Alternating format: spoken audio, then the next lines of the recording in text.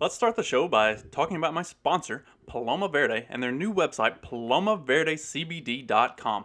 Head over to palomaverdecbd.com and check them out for all of your CBD needs. They've got the gummies, tinctures, salves. So if you're needing anything to maybe chill you out, something to help you get mellowed out, something for your joint pain and stiffness, go over to palomaverdecbd.com and give them a check out. Carlos and Vanessa are awesome people. They run a great company. And if you enter the promo code FACTS at checkout, you'll get 25% off your order. Plus, any order over $75, you get free shipping. So, I don't know what you're waiting for. Head over to palomaverdecbd.com and check them out. Let's start the show. This episode will be completely taken out of context. Welcome to the Fact Check This podcast. All right, and welcome to another live episode of Rebel with a Cause. I'm your host, Eric, and joining me this evening, the man, the myth, the legend, Justin Campbell. How's it going, buddy? Not too bad. Not too bad at all. So for those that may not know who you are or what you do, go ahead and give like your 30-second elevator pitch of why Justin Campbell. Why Justin Campbell? Well, I'm the guy that nobody actually knows about. I do all of the video work and clips for Counterflow with Buck Johnson, Lions of Liberty, Peddling Fiction. I actually do all the clips for Josh Smith and Break the Cycle. I also completely produce Los Libertinos that Carlos Abelar of Paloma Verde does. And then I do a couple other shows that are not political. So, and I have my own little show that has about 15 viewers, and that's a lot of fun too. Hey, 15 is like a nice little bar area, you know, somewhere, getting some people drunk and listening to what you got going on. So when I started this one, you know, doing the little thing in my car, I think I had like 9 at the highest. And I was like, whoa, I've got 9 people who are my friends. And I know I'm on first name basis with every one of them. But since then, it's grown a little bit. So, I mean, everyone's got to start somewhere. So there you go. So really tonight, that was when I started, it was just like 3 to 5 minute Facebook videos, and they would get like 200 or 300 views, and then as it Facebook is going to Facebook. Yeah, then Facebook like completely fucked me, and I get nothing now. Like I'm lucky if I get 5 views on a Facebook video anymore. It's crazy. Yeah, I deleted my Facebook and my Instagram accounts over a year ago, and the funny thing is if I can't give you money to pimp my episode with Scott Horton, then what good are you to me? You know. Just take my $10. You know, don't give me this rigmarole. It's like, oh well, it's political and we can't do that. And I was like, oh my god. Especially when the whistleblowers have made it pretty apparent that that's kind of how they butter their bread, is through the political bullshit. Yeah. I mean, I could maybe understand if I was like, you know, a super PAC and I was about ready to spend like $50,000 on an ad. But it was $10 to promote my episode with Scott Horton to talk about Yemen. But I guess that's on the no-go list. Who knows? Definitely. Yeah, so I deleted my account, took all my data with me on the as I was flipping them off out the door. So I was like, all right, screw this. See you guys later. I was trying to do the old Jim Brewer from Half Baked. It was like, all I want to know is who's coming with me, and nobody came with me over to MeWe. Like nobody did. I've had so many people tell me, just delete your Facebook account. It's like, yeah, but I actually get paid to have a Facebook account at this point. Like I can't just delete the Facebook account. I've reached the point that it's not quite that easy anymore. Yeah, that's definitely a hard position to be in. At that point, it was only costing me money. So it was like, yeah, it's like, if I'm going to be here for my family, I have their phone numbers. I can call them anytime, really. Right. Do I need pictures of their children? Of course. I can call them for that, and they can send it through a text message. So, but yeah. So you're quite the conspiracy theorist, so I hear. You kind of got your fingers dipped in a lot of conspiracy pies. I like to dabble a bit. I have some ideas on what's going on in the world. You got some ideas? Okay, great. So now we're going to talk about dancing Israelis on 9/11 and Is that a conspiracy theory anymore though? I mean there was video of them. You know, we had eyewitness testimony. You know, That's what I'm saying. Like at this point, a lot of the conspiracy theories are just factual information that they're trying to suppress. yeah. Ryan Dawson, who YouTube also doesn't like, he would say it's not conspiracy theory. We call them spoiler alerts, Bingo. which is like the greatest thing ever. I was like, as soon as I heard that, I laughed, and then I realized I was like, oh no, that's actually very correct. Definitely, yeah. But, all right, so what kind of conspiracy theories are we going to get into? Because oh man, I've got one that I've been working on for a while, and the more that I look at it, the more I think it's less of a conspiracy and more legit. I don't think there's been a single election that was legit since the Civil War, if not at least since World War II. Like, you might be more correct about that than you realize. I'm pretty much under the assumption that every U.S. election ever held has probably had some kind of chicanery and some skullduggery going on. well, especially if you start looking at like since World War One, World War Two, kind of the way that the country has shifted and moved, and you really saw it like I think JFK was I think anything since JFK has been extremely well planned out. Like they Yeah, thought that they captured lightning in a bottle with his popularity and everything, and that he was going to be like this. He was going to be the next step forward for making the U.S. government into this like what they're trying to do with it right now.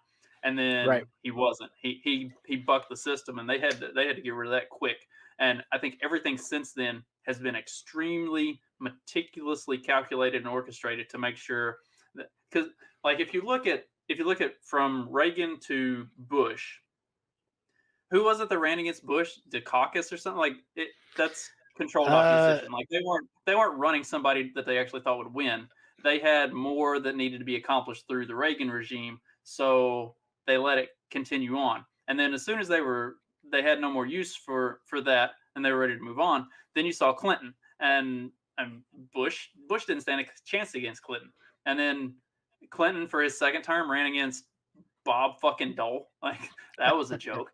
and then Yeah, what's really funny about that election was I actually got to meet Bob Dole when he came to LSU, and I went to go shake his hand, and then I forgot that one of his hands don't work, so I was the asshole.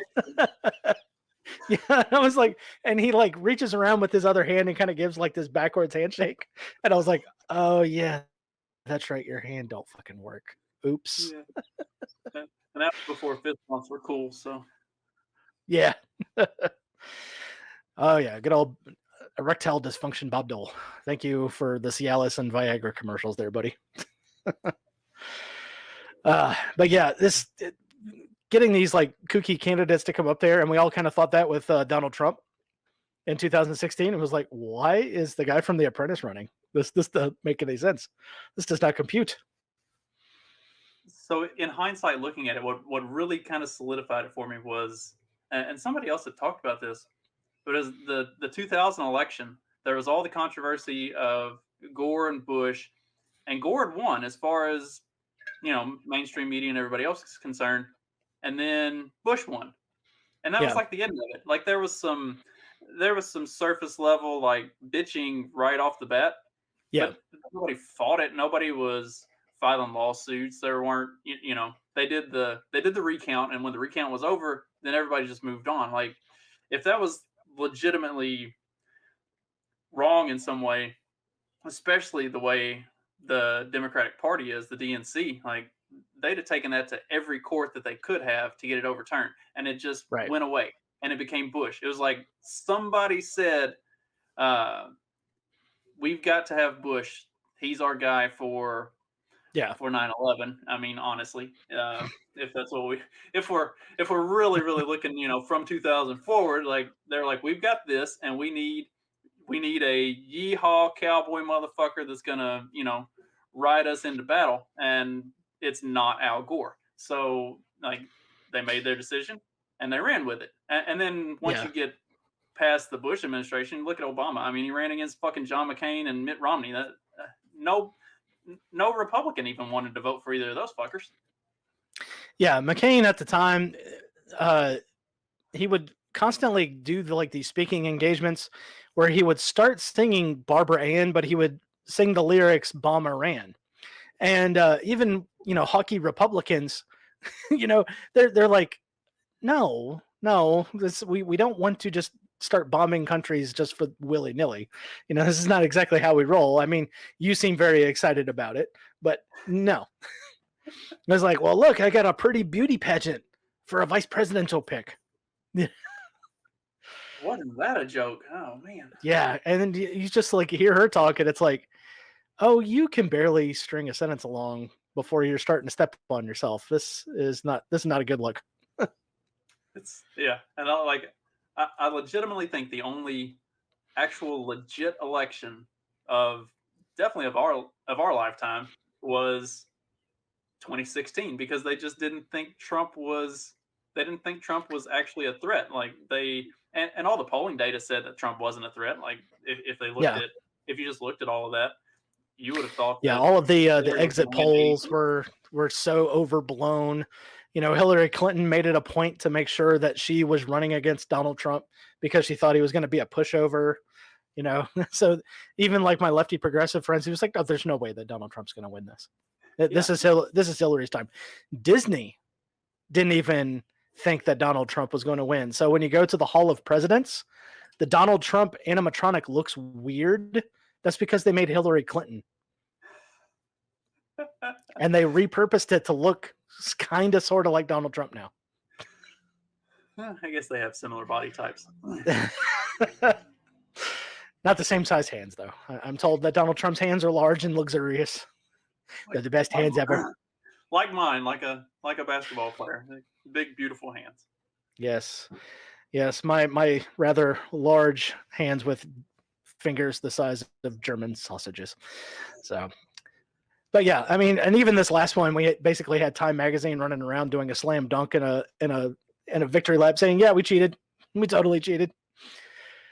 Oh, I'm sorry, we're not supposed to use the C word. We fortified the election. How did that article not get more publicity? I mean, that's a Time Magazine, like it's a major publication, and nobody on any mainstream media outlet talked about it whatsoever. And I think the only people who were actually talking about it were like libertarians. Like I don't even think Republicans were talking about that article. Like what the fuck? Yeah, it was so bizarre that because like afterwards you're just like just reading it and you're kind of like reading between the lines, and you're like, this, they're basically saying they cheated, and they're kind of gloating that they got away with it. You didn't even have to read between the lines that much. Yeah. So I got something to share here, kind of going off of what I just was talking about. So let's see, get it out. And once you see this, like you can't unsee it, which I think is just the best thing ever. Let's see. There we go. Prepare to scrub my eyeballs. Yeah, look at this. So that's the Donald Trump statue at the Hall of Presidents, and somebody did a morph. Oh God, it's like they tried as best as they could. That's not terrible, I guess. That is. Yeah, I mean, you're kind of working with what you had, I guess. Yeah. Gold star for effort. It's the weirdest fucking timeline ever. Somebody got paid to do that. Just very well. To do that. Yeah. Like way more than you and I combined got paid to do that. Right. Wow. So what's a recent conspiracy theory you've been working on? Because like that one, after I started thinking about it, I've gotten stuck on that. Like, I guess it was, I can't remember who it was. Somebody had mentioned how the 2000 election just kind of happened, and nobody really pushed back on it flopping from Gore to Trump, or from Gore to Bush. And I was like, okay, well, and then I started looking back at elections before that, and it's like, shit, like none of these have actually had like legitimate, like they run a strong Democratic candidate and a pansy on the Republican side, or a strong Republican candidate and Yeah. just some softball on the Democrat side. Like there's never a legitimate two-way race, you know. So Yeah. Yeah, and even going back into history, I mean, some of that stuff was like so ham-fisted where they would just have like the U.S. military show up and stuff ballots for the I think it was like the North Dakota race for it to become a state, and they just had like the U.S. military parked outside the ballot area, and they just had the U.S. military members vote. You know, it's like, yeah, we're gonna make it a state because there's a shit ton of gold here. So I mean, every state, every separation of to create new states, like it's all serves some really specific political purpose. None of it happens by chance or by accident. Like they know what they're doing. There's a bigger game being played than what anybody is willing to admit. And the people yeah, in Washington right now are not the ones playing the game. They're just uh, players who are being directed how to play. yeah, yeah. They're not necessarily the pawns, but definitely like the knights and the rooks, probably. So, Right. well, I mean, even FDR said nothing happens by chance; it's all orchestrated. So, I mean, you never know. Let's see. Some of my favorite ones are a little bit more of the goofier nature. So, one of my favorites is the phantom time hypothesis. Have you ever heard of this one? No, what is it? Okay. So, phantom time hypothesis is basically the 600s didn't exist, and King Charlemagne was a complete fiction.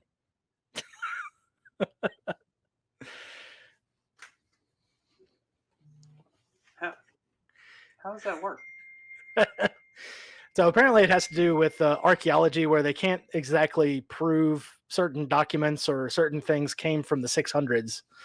And I think it's like from 600, like all the way to like 932 AD or something like that. Something crazy. I'll have to get it pulled up on the screen here. But it was like one of my favorite things. And as soon as you hear like, oh, Charlemagne didn't actually exist, it's like this, uber European king that we all heard about. And so it's kind of one of my favorite ones because I'll every now and then get back into it, and some people get like really super serious about it too. I think there's a problem in that people do tend to get way, way, way too serious about some of these, like because there are some that when I see them, I'll like run down that rabbit hole as fast as I can go and really have a lot of fun with it because they are fun. They're supposed to be entertaining. They're supposed to take your mind off Yeah, the dumb shit that goes on in day to day life. And so I'll run with some of it, and people get like super, super hardcore into it. It's like, calm the fuck down. It's supposed to be something fun. Like, but okay, so it's not necessarily yeah. So here's the Wikipedia article. So it's saying 297 years from the AD 614 to 911. There's that number again. And Charlemagne was a complete fabrication. Okay. 9/11 is an interesting number with a significant historical like connection. Yeah. So this is something that I've talked about on an episode previously. I've done some like religious breakdown episodes, and did you know? So obviously, like any Christian should at least know Jesus wasn't actually born on December 25th. Like that's an arbitrary date that was come up with by the early Yeah. early Christian church for specific purposes. Jesus's actual birth date, if you look at the It had way to do with like the Romans when they did the tax for the harvest, right? So he was actually probably born in September. September 11th would be Yeah. the actual date. That number actually comes up a number of times throughout history. There were several like major assassinations that were either carried out or attempted on September 11th. Like if you look through history, like all through history, it comes up over and over and over again. Yeah, so, even the Mormons dressed up like Indians and committed a massacre against white people to get Indians blamed and that happened on a September the 11th. So isn't that crazy? Like, I mean, it makes you wonder how far back does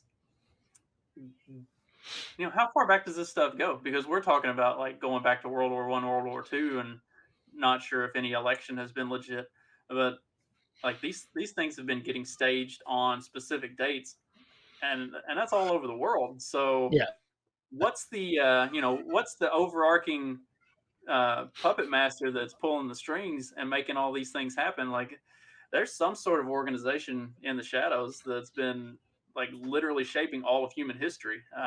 You know, whether it be human or otherworldly influences, like there's something that's fucking around with our timeline. So David Icke has now entered the chat, and we're now going to start talking about lizard people. And I'm kind of of the opinion, I think we all owe David Icke an apology, because if they aren't lizard people, they damn sure act like lizard people. And so I think we all owe him an apology. Maybe he was right, but maybe not all of the way correct, Right. Like, and how many things are there throughout history that are like that? That it's not, it may not be quite as insane as what the really hardcore conspiracy theorists would make it out to be, but it's only like a half a degree off. Like they may not be lizard people, but they might not be fully human either. Yeah, there's definitely some of that, because the divine right of kings, coming down through the Middle Ages and after the Enlightenment and everything else, they all believe that they were sent to their kingdoms by God himself to rule. And so I'm pretty sure there was a little bit part of that. And then after the Black Plague, and now you have like basically what was the middle class is now starting to rise through the ranks, and they're the only people who had property at the time. Now they're the new rich, the nouveau riche, right? And so now they're kind of like instilling that same thing towards their progeny. It's like, well, we survived because we're just so much better than everybody else. So, I mean, there might be a little bit something to that. Yeah. It's the more you look, especially so I studied history for a bit. I was one of those idealistic college kids. At one point, I was going to be I was going to be a history teacher and like major in history and really dig into it. And and then I got out and got a real job and realized, fuck that, I actually like making money, and teaching is not where that's going to happen. So, but when you get to digging into, especially some of the world history going back for millennia, there's a lot of really interesting stuff that kind of gets glossed over in the way history is taught and looked at, especially in modern schools, and a lot of really interesting stuff that, if you think about it, has a lot of impact and connection to what goes on in modern society that people just don't even know because they don't take the time to study that stuff. Yeah, and even with history, I guess what kind of builds the wall for everybody else, and I love using that phrase, is you're having to go and try to find first, primary sources for stuff. It's and Brian McClanahan does this really on his podcast very well. It was like, well, I can tell you what they were saying back then because we have all of their letters, and here's all the sources for that. This is what they were writing home about. And so we know exactly what the soldiers were fighting for in the Civil War, and because here it is. And so when people get like taught this history from the textbooks, it doesn't really rely on those primary sources too much. It's a lot of, well, this history professor says this, and we're just kind of taking his word that he did all the research. So it's all this game of telephone. We're kind of getting it from like second and third hand accounts.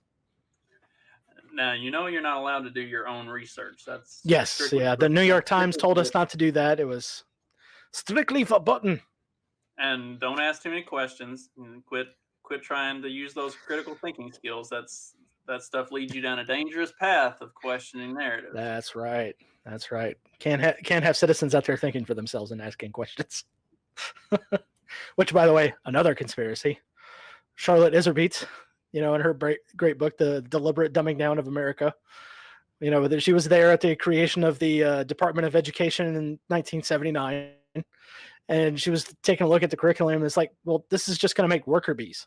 And everyone around her was like, yeah, we don't need people to think. We just need them to work the machines for us. That's it. Yeah. Anytime people get mad at me for my criticisms of the Department of Education, like my mom was a teacher. Like I have a lot of very good friends who are still teachers to this day. Yeah. I hate it for them because I am very critical of the Department of Education. But like the way this thing is set up, it's not designed to make smart people. It's designed to make compliant, uh, intellectually neutered people who are going to do what they're told and not actually ask questions, not actually do research, just pull the lever and hit the button. I mean, yeah, and even if they do become aware that, hey, whatever I'm being told might not be the right thing, they're going to be so docile that they're not going to raise their voice about it. That's something else I've kind of noticed. Like, look at most college curriculums. You spend 2 to 3 years doing all the like base prerequisite type stuff before you actually get into the things that you're studying for your field. So yeah, in your all of the stuff that you should have been doing in high school before going to college. Yeah, right. So in your in your big 4-year degree with your bachelor's, you spend what, a year and a half actually learning the stuff that you're going to need for your job, and then none of that is actually even applicable to the job when you do get it, if assuming you even get a degree in something that you can get a job in. Right. But, I mean, I have an ag degree, and literally nothing that I learned in any of my ag classes had anything to do with what I did once I got into the job field. Like I learned all of that. A lot of it I knew because I worked in the field and I was raised on a farm, and like I had been around it literally all my life. And nothing I learned in college actually had anything to do with what I did when I got my job. I needed to have that piece of paper, and that was it. Yeah, same thing for my job. I'm a civil designer, so really all my classes kind of were worked around the computer system that we use to make our drawings. And my dad did the same thing before he became a over-the-road truck driver. But he got his job because he apprenticed. He showed up on to the work site, said he would work for peanuts as long as they taught him how to do what he was going to do, and that's what they did. They taught him the CAD program. And back then it was ancient. It could only do simple lines. Like if you looked at a circle in some of those old drawings, it was like 100 lines all connected to make it look like a circle. So that's basically how it should be. For my particular field, you get a kid off at a high school that doesn't know anything. You teach them how to do the CAD program, start having them do markups. And the next thing you know, they're doing 3D modeling and everything else. They don't need a 2-year associate's degree to do all of this. See, that's really funny. So I started out at Mississippi State in the mechanical engineering program, and I had a really good shop class when I was in high school. So I learned how to do a lot of AutoCAD and Mastercam and like programming and stuff like that. And so when I was at State, I was in the engineering program, but I had to do 2 years of prerequisite bullshit. So I was teaching juniors how to do their CAD programming, but I couldn't do any of that stuff because I still had to do 2 years of this prerequisite bullshit. So like I'm teaching juniors and seniors how to do their programming, but I'm not allowed to actually go do it myself because I haven't had all the dumb bullshit that doesn't even apply to that yet. Yeah. I ended up dropping out of the program and that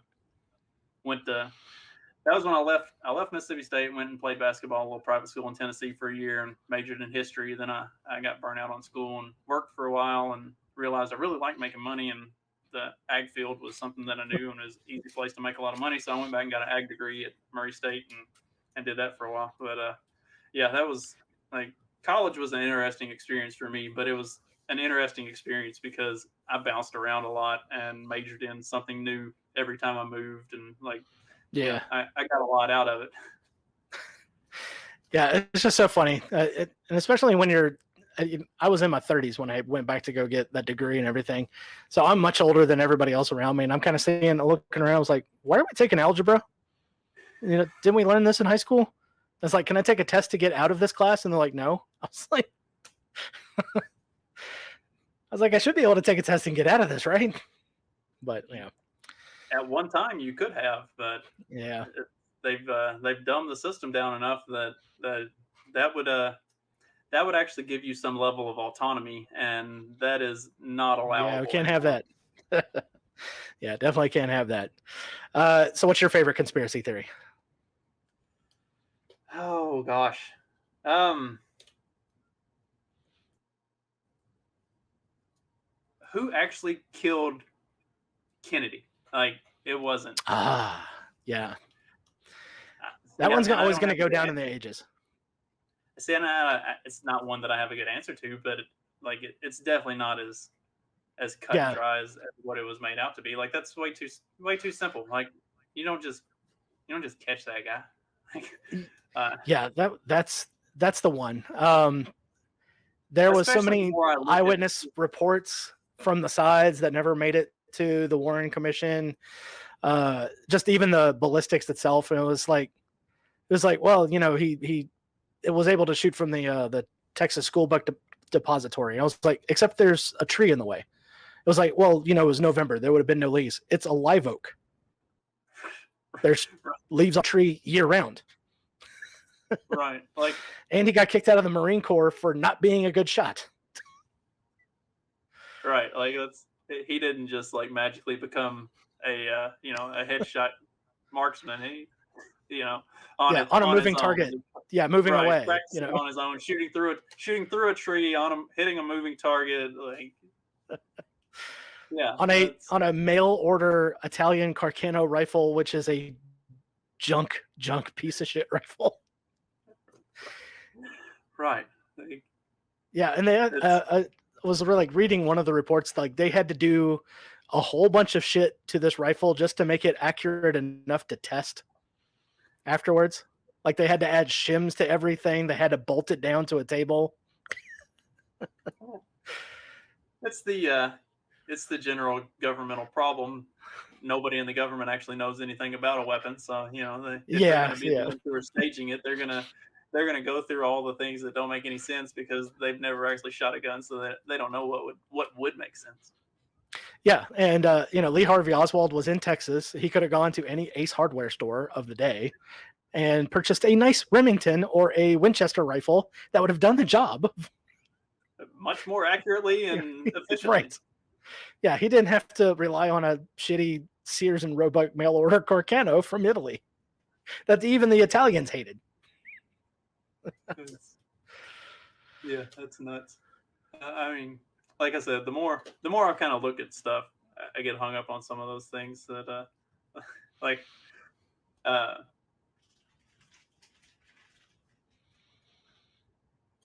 I lost it. It was there, and then I got sidetracked. You know what? I saw it enter your brain, and then I saw it leave your brain. That's how noticeable it was.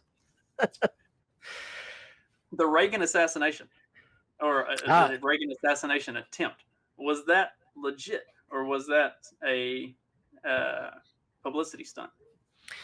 Well, we got John Hinckley Jr., who's now free. He's a free man now.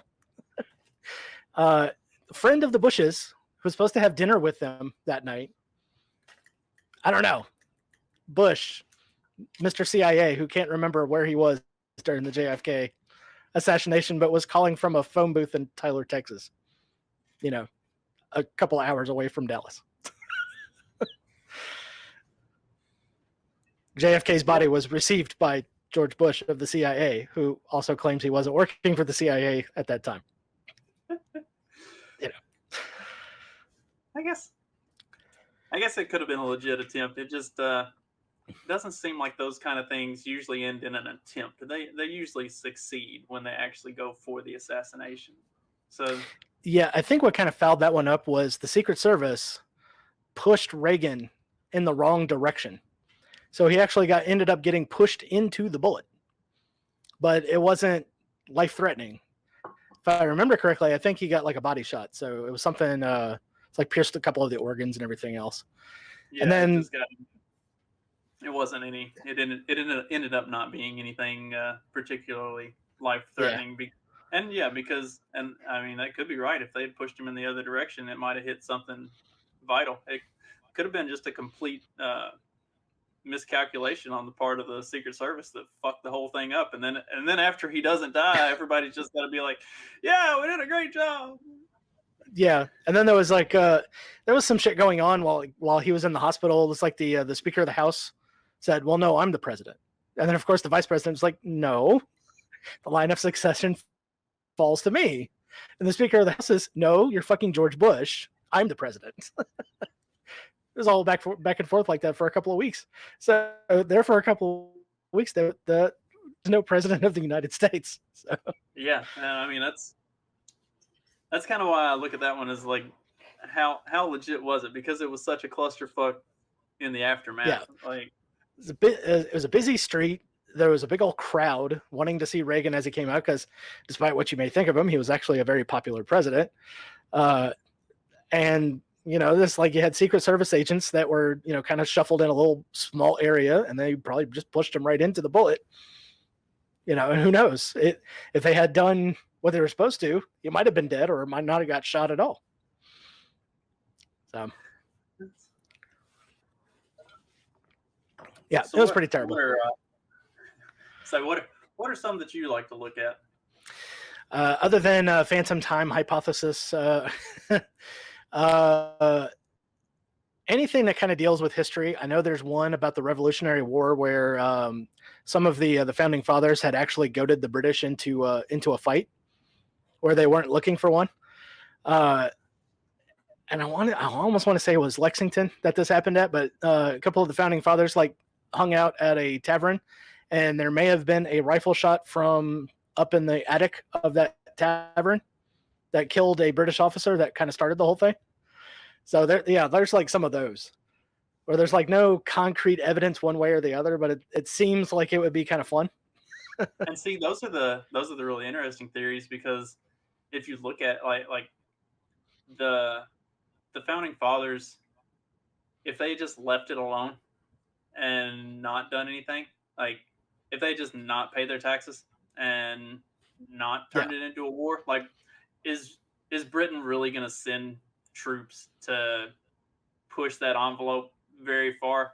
Like they're already at that point, the empire was already stretched all over the world.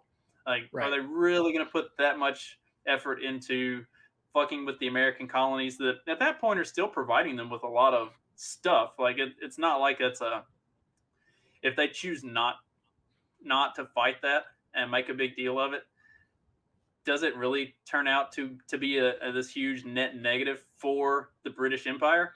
Probably not. So how far are the British going to take that? But the colonies, and especially the founding fathers, in the positions that they had at that time, I mean, these weren't just average run-of-the-mill farmers that decided we don't want to pay our taxes. Like these dudes had wealth, power, and influence. Like they were they were in those positions, and there was a lot to gain for them by creating this war.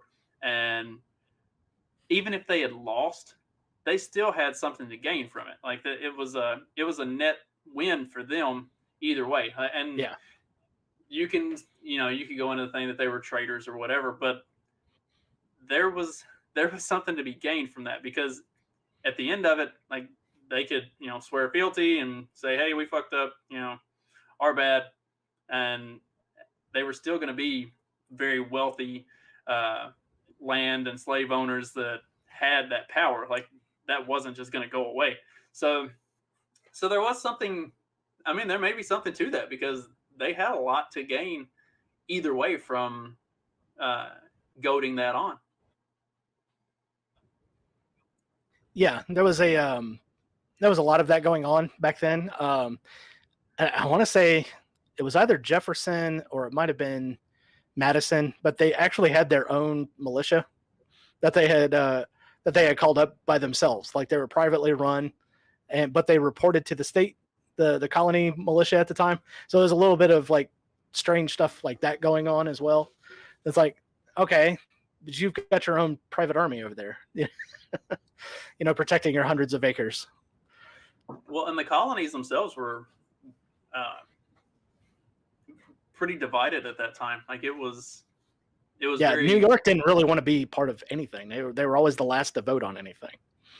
it was really pretty clicky. I mean, for lack of a better term, like Yeah, they all kind of did their own thing, and it was very divided by different religious groups and stuff like that. Like they weren't. yeah, It wasn't some big unified group of colonies. Like they were all pretty independent of each other, and you know this kind of created a rallying cry for the founding fathers to kind of pull everything together and set things in motion. So, I mean, yeah. It was pretty much maybe, like we all can agree we kind of hate the British. We hate King George. We can all agree on that. We set aside our little past differences, I guess. it's like, we all have power, we all have money, we all have land. Yeah, How can we turn this into a profitable enterprise that continues to pay dividends, that we're not having to fight year in and year out to make ends meet and to keep this thing moving forward. We yeah, have to find a way to get everybody together, to get everybody on the same side, and then to create a system where we can benefit from it and we can do it together, where we're all taken care of. I mean, it makes a lot of sense to me. yep, yep. And of course, the old Roman saying "cui bono," who benefits, right? So if you can chase the money back, you can always find out who did what to whom and for how much. So Yeah. all right, so now we're going to make it weird once again. Oh gosh. Did scientists at CERN end the world in 2012? This is another favorite of mine because they started up the CERN reactor, and then the timeline kind of took a little weird skew in 2012. Yeah. So I guess that could be pretty accurate because it was after that that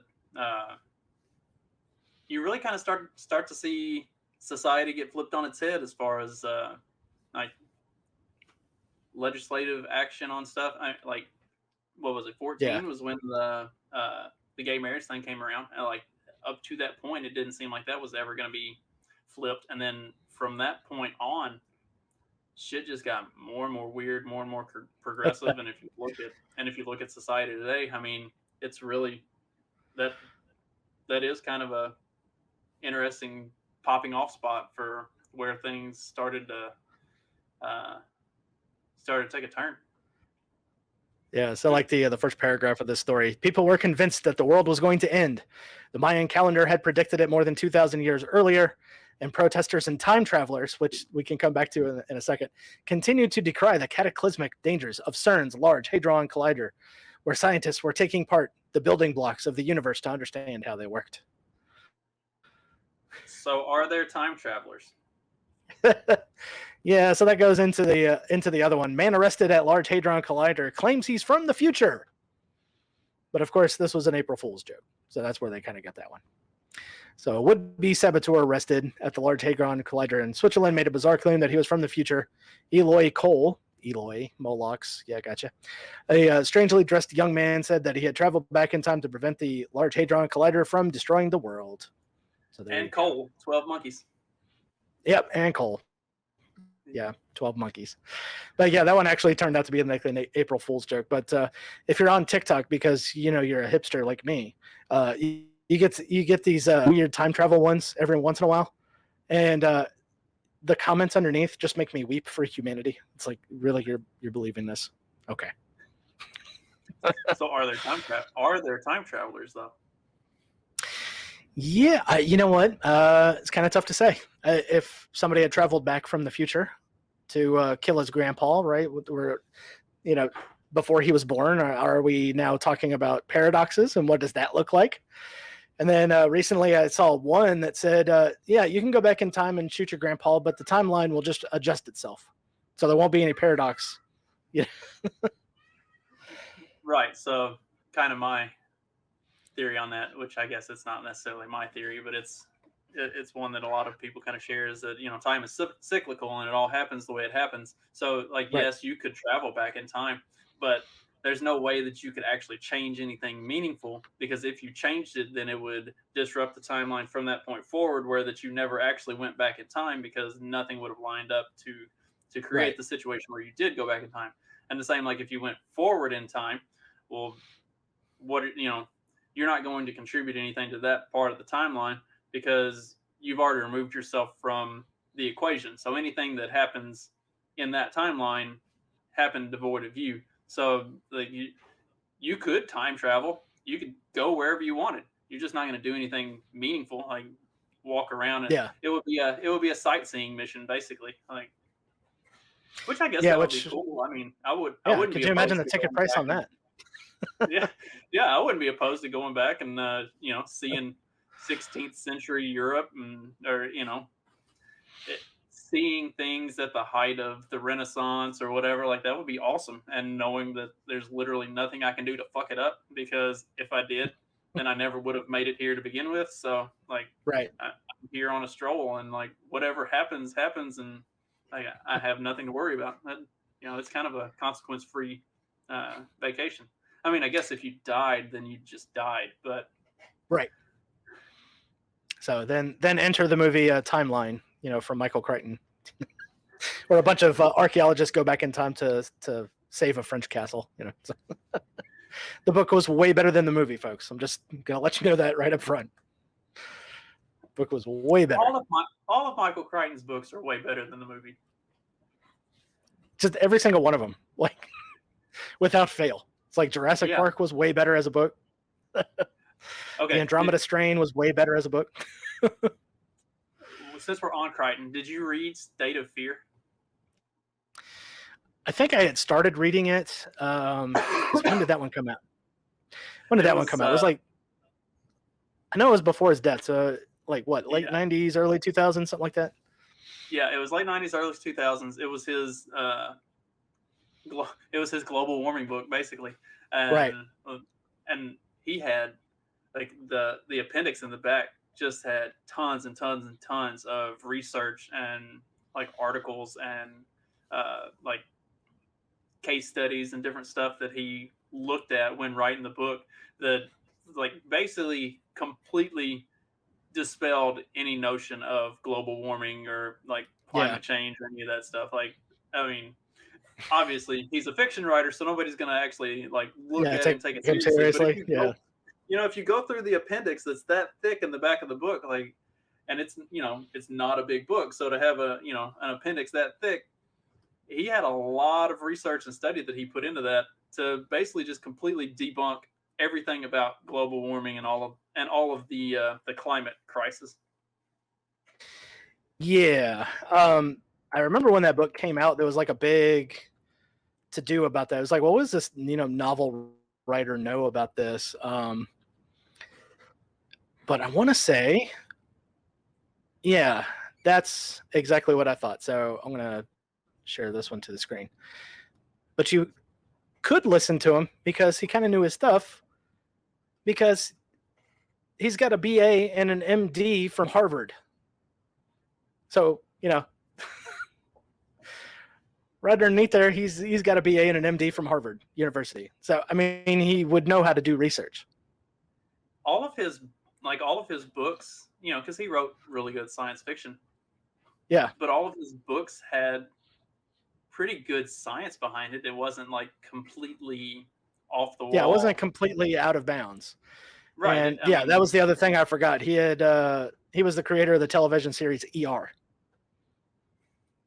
So I don't think a lot of people actually knew that one. So pretty sharp guy. Like, he wasn't.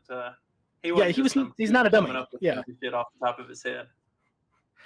Yeah. So not a dummy at all. But who do we have here? This is either Jessica or Cam from the Mad Ones, giving me the little blowy kissy face.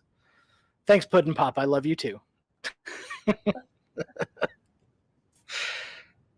But yeah, and reading those books when I was like a little teenager and everything, Jurassic Park itself, and I was like, oh, they could get DNA from dinosaurs and then like make it.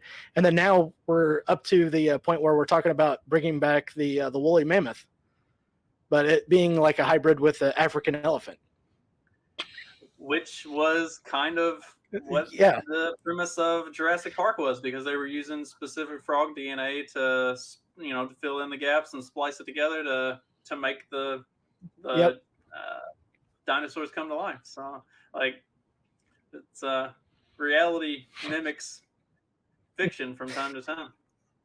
yeah, and it's really crazy when art imitates life like that. So, and we're just like we're now like 1990 to now, so you're talking like 30 years removed, and it's so much better. So. Oh, of course. Cam's got to be Mr. Know-It-All over there. Hybrid with an Indian elephant and carried by an African elephant, I believe. So, all right, figure that math out. Bring it on. Let's have the saber-toothed tigers and everything. Like, let's go full Ice Age. Yeah, that's been one thing. Having a little girl, because I get to teach her about all of the weird animals that existed before we were around. So I was showing her the hell pig, because it's like an ancient ancestor to the hippo. And she was like, that thing is real. I was like, it was at one time. Once upon a time, yes. Yeah, we went through our daily science lesson phase with the kids a few years ago.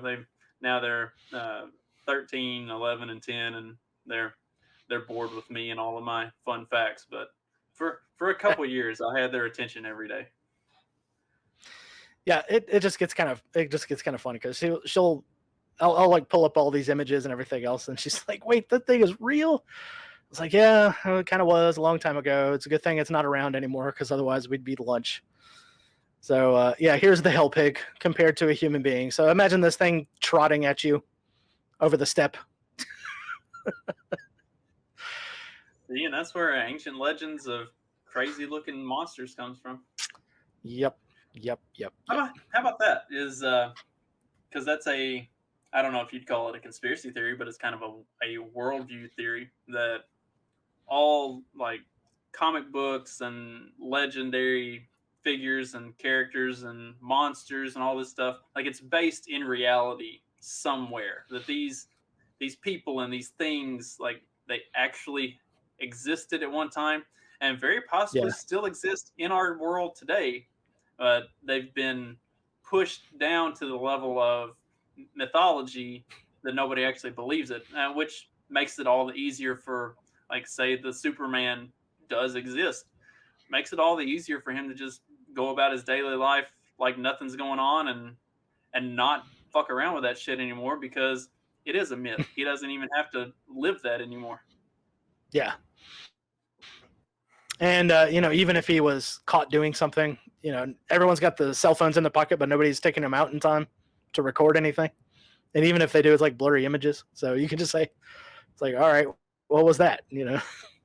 And they'd find a way to explain it away, as some scientific thing, or some light, like the way the light was hitting, or a camera trick or something. Like it would get explained away immediately, and nobody would ever believe that it was real anyway.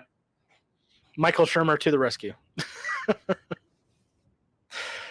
That guy just irritates me. It's like, man, you can't be. I understand being skeptical of something and maybe not believing the first thing you hear, but then just to like double down. It's like, come on, where's your sense of whimsy? The way society works today. Unless you can prove it with science. Unless you prove it with science in the way that they didn't want it to be proved, in which case you're wrong. Right. Let's see. There was another one, and this one will always be one of my favorites. It was the map of Antarctica free of ice prior to Columbus, and it being fairly accurate for the time. And wow, that's interesting. And go to click on the image, and it's forbidden. You may have tapped into something. Oh, there we go. Uh-oh. They found me out. I was gonna say, if the image is forbidden, that means you actually struck a nerve. Yeah, really. So yeah, I mean, he's showing like the coastline of Antarctica, like prior to ice and everything being discovered, prior to the actual continent itself being discovered. And he had said that he had based it on older maps. So I think humans were running around the planet a lot longer than previously thought. So, that's always going to be one of my favorites. Thank you, Graham Hancock, for putting that little splinter in my brain. Reading Fingerprints of the Gods. Well, that makes sense too, though, because since this is the week of Columbus Day or Indigenous Peoples Day or whatever you want to be offended by this year day, there was all the hubbub that has been made historically about Columbus and discovering the New World, but the Native Americans, they got here somehow. Like, they didn't just magically grow out of the ground here. The Scandinavians, they came over well before Columbus ever made his trip. Like, people were exploring the entire planet for a long time before the major European powers decided to start venturing out and actually chronicling this stuff and making a big deal of it. Like, there were centuries of exploration going on that just wasn't being done by the global powers of the day and age. Yeah, it's like all things, trying to get something like that funded was probably the biggest hurdle, because then you'd have to go to the king, who's going to want to have his name all over it, which is what happened with Columbo there. He had to go to King Ferdinand and Queen Isabella to get to go over there and get ships built and everything. So I mean, it wasn't cheap by any stretch of the imagination. But right, and here we are years later, and they weren't his first stop. Yeah. Like, he tried to get others to fund that exploration before they finally said yes. Yeah.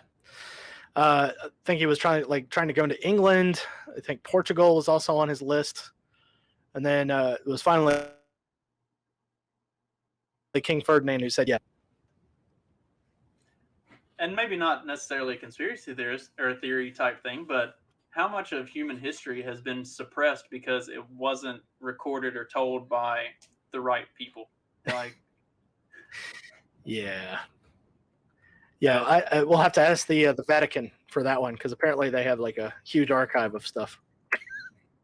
When the world finally ends, I say we raid that. Just go for that one, right? Straight off. Fuck everything else. Like, let's head straight there. Let's just see what world history is really all about before they got their dirty mitts on it and rewrote it to suit their purposes. Right. And I guess it can't be all too secretive and all too hush hush, because there it is, the Vatican Apostolic Archive, and it has its own Wikipedia entry. So that's controlled opposition. Yeah. Like, that's what they want you to know about it. Like, they're not telling you about the legit demons that they still got locked up, that they torture for information on what the future holds and shit like that. Yeah. I mean, that's kind of a fun one. Just to spend an hour in there to see what you got. It's like let me just look at shelf 1, see what you got on shelf 1 over there. All right, man. Well, I think that's going to do it for this evening. Justin, go ahead and drop all your plugs.